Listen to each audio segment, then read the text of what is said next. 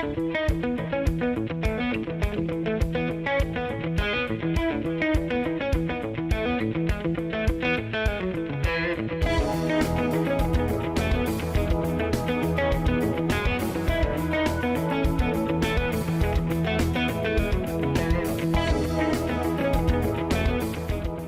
Cod is an inspiration for innovation. eSTEAMERS will introduce you to the often overlooked entrepreneurs who are building Cape Cod's future with STEAM. Join us on the journey as we discover the makers, the innovators, educators, and artists who are creating the new economy on the sandbar.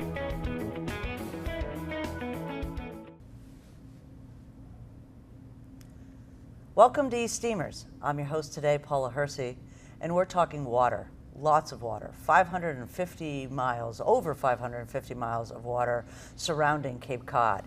What does that mean for us? It means it's a blue economy. With me is Leslie Ann Mcgee. Hello. And Bert Jackson. You both are in charge of the blue economy, just recently here on the Cape, a new initiative. Leslie, you are the program manager for the Blue Economy Initiative, and Bert Jackson, director of outreach, community outreach. Tell us a little bit about yourself, Leslie. Okay, well, thank you for having us today. Yep. We really appreciate it. Again, my name is Leslie Ann Mcgee, and my background is mostly in coastal management and fisheries.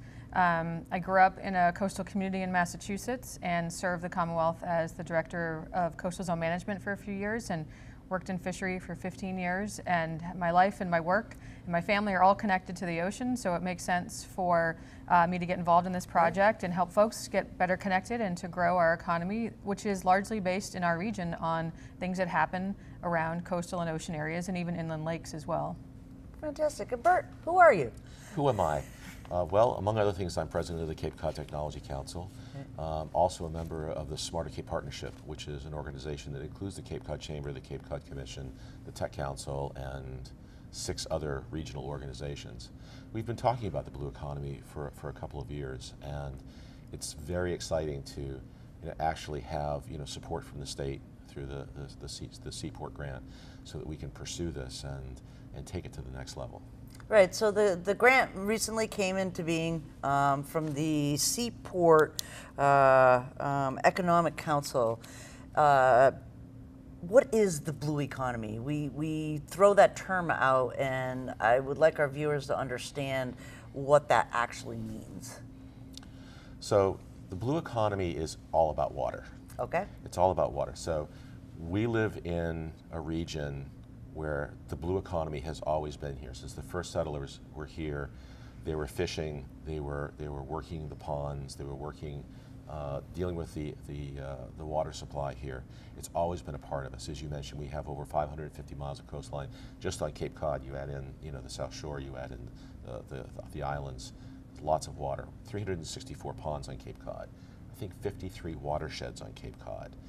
So, and all of this is the perfect environment to deal with the water. So we have marine technology that has come out of Woods Hole. We have some of the top research institutions, ocean research institutions in the world based in Woods Hole. And let's also not forget the Center for Coastal Studies in Provincetown, one of the top, most respected institutions researching whales and doing work to help that part of the marine spectrum.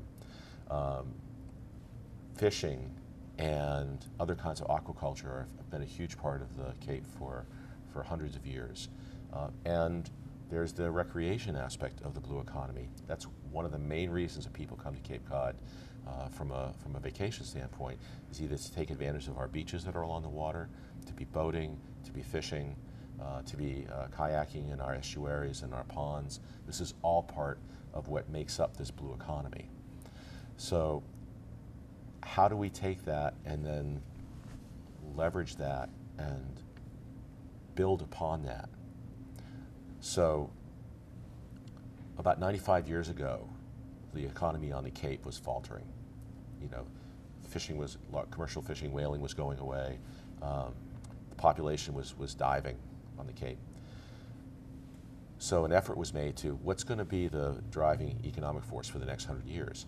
And the answer was tourism.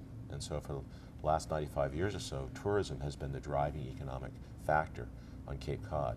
So now what we're doing is we're looking at what's going to be the driving factor for the next 100 years, and leveraging what we already have here, world-class marine institutions, recreation, research, the ability to take challenges that we have with water, whether it has to do with rising sea levels and climate change, to water remediation with our nitrogen nutrient load problems, to other kinds of water issues, take those challenges and turn them into opportunities and be a test bed for how we're going to solve those problems and export the solutions to those problems to different parts of the world.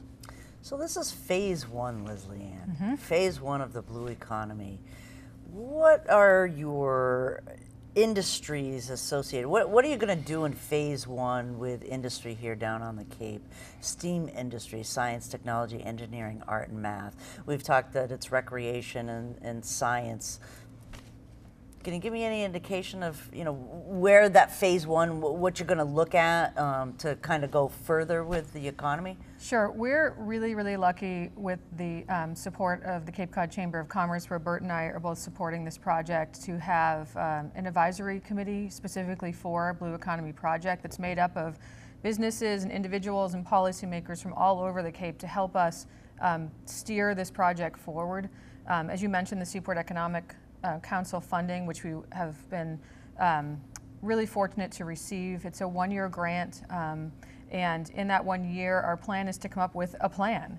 Our output for that grant is to come up with an implementation plan for how do we view the blue economy, what is the blue economy, who contributes to it, who could contribute to it, and then how do we engage them and connect the dots across all of the different layers of that, specifically around marine technology and science, around sustainable tourism, to help solve some of our largest problems like wastewater, and then export those ideas, as Bert said, internationally. There's a lot of places that are around the world that are in a very similar situation as this place is. There's a lot of vulnerable coastlines and vulnerable places around the world, and if we can help through our basis of science, our basis of knowledge, our long-term investment in this place, maybe we can help other places. And so, not to say that we're going to solve all the world's problems, but we're really a great test bed for a lot of things. I mean, look at Woods Hole Oceanographic, for instance.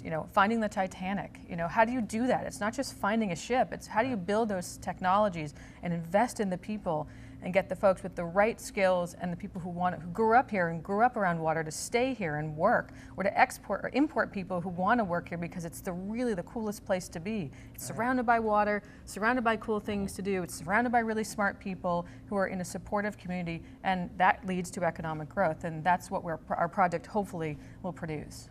Great. Who are some of the stakeholders that you're starting to talk to? Well, certainly the Woods Hole Oceanographic Institution, Sure. and specifically the Technology Transfer Office, headed by David Knack, which is the office that takes the technology developed by Woods Hole, a nonprofit organization, and licensing that technology to for-profit companies. Hydroid, of course, is one of the poster child examples of that. Hydroid makes underwater sensors, also McLean Labs, and I think Teledyne Bentos is also a recipient of that.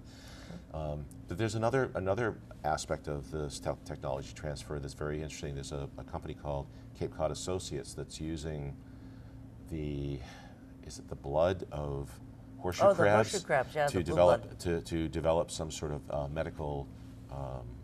It's for medical technology, right. And so the opportunities are very broad and are outside of what you normally would think of as sending robots into the ocean, which is a big deal. Right. And I'm sure Leslie Ann went to a conference last week around that, and there's a lot of really exciting things happening in that space. Robots in the ocean? It's a really interesting topic, and actually your viewers probably don't know, but in addition to running this project here at the Cape Cod Chamber on the Blue Economy, I also work half-time at Woods Hole Oceanographic at the Center for Marine Robotics. And last week we ran a really great mini conference on entrepreneurism. And that's, there's a lot of folks on the Cape with a huge entrepreneurial spirit. That was one of my questions. And last week we held a conference on entrepreneurism as it relates to marine robotics. Right. And we were oversold. We had to close our conference several days before we actually had it. And it's connecting big companies with small companies, with tinkerers, with maker spaces, with folks that have ideas but they don't know what to do with them, and then giving them the tools with, should I go for venture capital? Do I look for angel funding? Do I go to friends, family, and fools? Right. Do I have my customers support what it is that they want me to build? And providing that marketplace for those connections to happen. That was specific to marine robotics, but it's sort of a similar concept here with the blue economy. Is there's a lot of us who know each other around the Cape, but it's making those deeper connections and providing long-term growth and sustainability on the Cape that's not just based on seasonal tourism, which is very important to this economy, but there are other things that we feel that we can really support. So the entrepreneurship opportunities could really literally explode in the water here. For all sorts of we hope they don't explode, Right. but we hope their opportunities grow, and that's our plan. That's fantastic.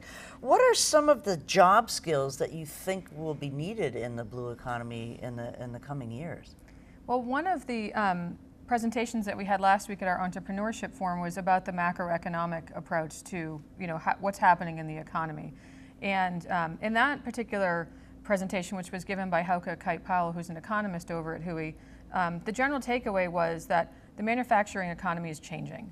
We're not requiring as much labor that will actually, stitch a shirt anymore, but that we're going to be needing higher skilled workers in manufacturing communities and in manufacturing jobs. And so, that skill base, working with robots, working with automated systems, coming up with more efficient ways. We're really good in the U.S. of coming up with those ideas, and I think in the Cape we've got some great examples of that. We build robots on the Cape. We build lots of new technologies on the Cape, and we hope it'll help the Cape community and the islands and Plymouth County, but we also hope it'll help the world. So the skills are going to be a little bit different than they were 50 years ago, but they're still manufacturing and development. A lot of research and development. A lot of research and development.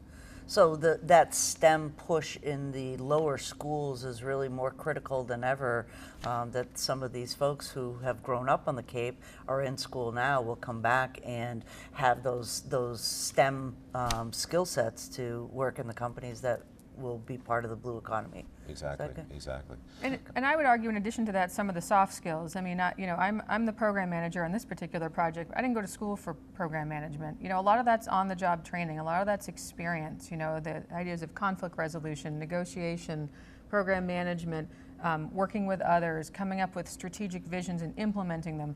They're skills that I think that are really valuable in this economy, and I think that we'll be able to use them effectively if we can develop them. Right.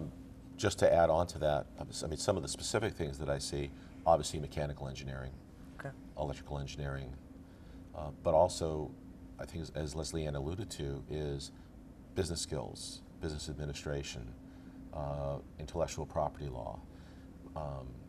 Commercialization. Yes. Sales and marketing. I mean, Sales and marketing, that's always going to be a part of it. Or maybe communication would be a better. Communication management would be a better. Because we live in a very different world for communicating today than we did 50 years ago or 95 years ago. We did.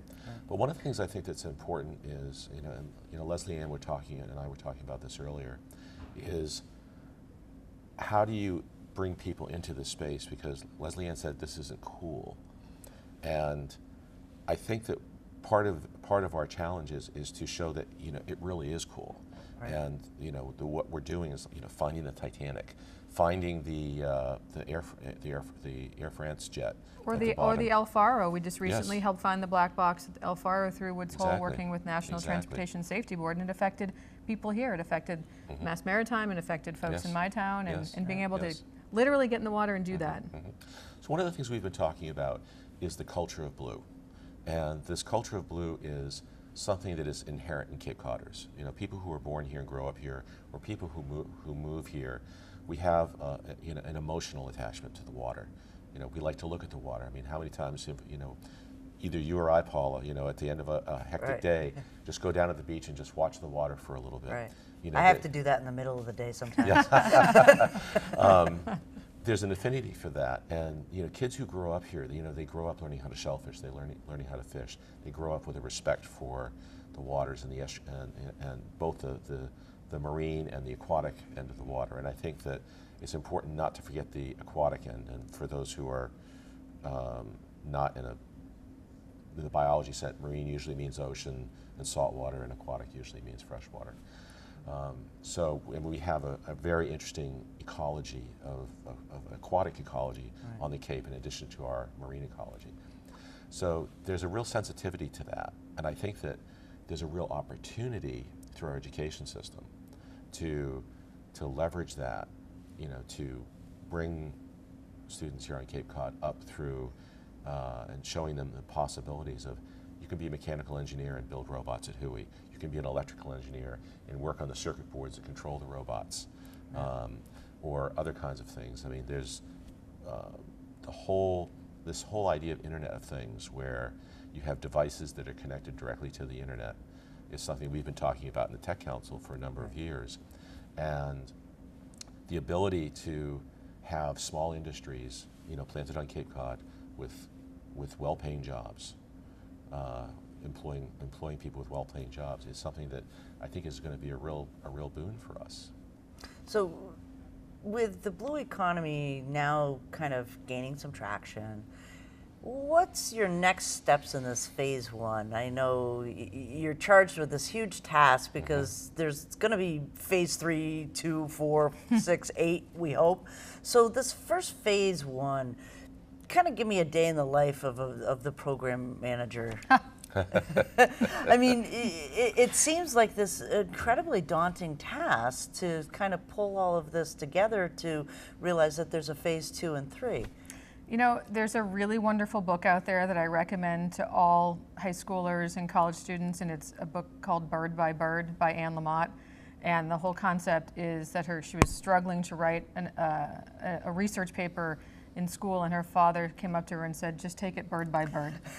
and he's right. I mean, I think it's taking a very large project and breaking it down into its component parts, finding the right skills folks to address those parts. We have a great team. It's not just Bert and I. Right. We have a wonderful steering committee at the Cape Cod Chamber. They're meeting next month.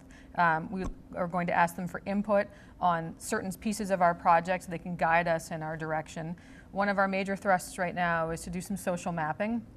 The Chamber has looked at all of the sort of economic codes of employment and jobs and companies in the area, and we're trying to ground truth that. So if this is what we think it's made up of, what is it actually made up of, and then how do we connect those dots between those? And so that social mapping will hopefully tell a story. We hope to clearly tell the story. I don't think the story's really fully been told yet publicly. Right. And how is it told to an audience that is different, that might read a 20-page article in The Economist but really just wants a Twitter feed? So it's going to be incumbent upon us to use technologies and to outreach with folks like yourself to make the story real, persistent, effective, and connectable. And then, how do we take those component parts and build them into something that is phase 2 and 3 that's longer term, so we can see what our metrics are. It's really important when you do project management or any project. You want to know, what are you trying to get at? How do you know if you're there? What does it look like when you're there? Or what does it look like in the steps? And that's probably a big focus of our first phase, is how do you know when you get there? Okay. What are we striving for, and how do we measure that? And then how do we tell that story? So those are our first sort of day in the life of us right now. And then Bert's been doing a fantastic job of getting us out there. We have a new website that's coming up. Yes. Great. We have Twitter feeds that are coming up. We're building databases. So we're doing all the right building blocks right now. I think we're in a building block stage. And we're out in the community and we're talking to people, which is important. So I'm Joe Cape Cod. I, get up every day and I go to work in my restaurant. Why do I care about the blue economy? Because you rely on it. Yes. Right? I mean, almost every business on this Cape or someone who lives here or plays here or works here is affected by the ocean, the coast, or the aquatic resources that are here.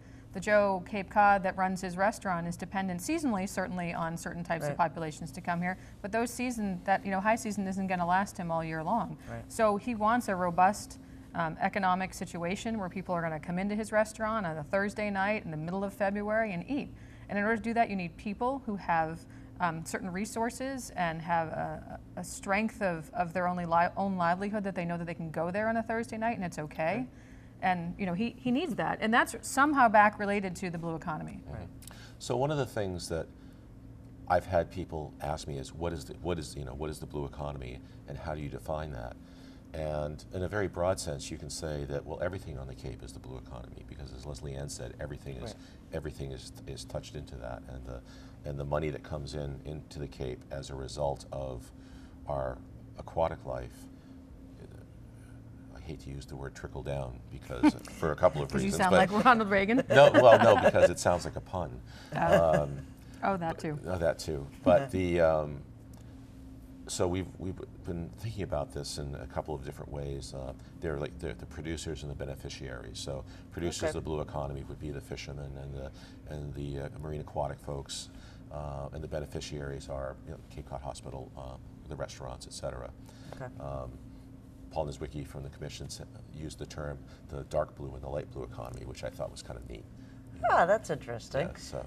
Fantastic. So anything else you kind of want to get people to start to think about? How can they, I mean, once the website's up, we can obviously pass that along to folks, but what do you want people to start to think about as, this becomes more concrete, which obviously doesn't go with water, but it'll become a more crystal clear what the blue economy is going to mean to the Cape and the implementation of things. What should people start to think about now? I mean, I guess my answer would be two aspects. One is to share their stories about how they feel they are connected, and share their ideas. How do they think we could help them? Yes. Those would be the two suggestions that I would have, and we would be seeking. Okay. Yeah, I would have to agree with that. The elements of the blue economy are already here, and our mission is to connect the dots and to create something that together is greater than the sum of its parts, and to have a vision for the future, not only for the next year of this project, but also, looking ahead. As we were charged by the Chamber, this is a multi-generational change of attitude. Right. Excellent. Well, thank you very much, Leslie Ann. Thank you for your time. It's fantastic being here. Thank you. Always a pleasure. I'm Paula Hersey, and this is eSTEAMERS.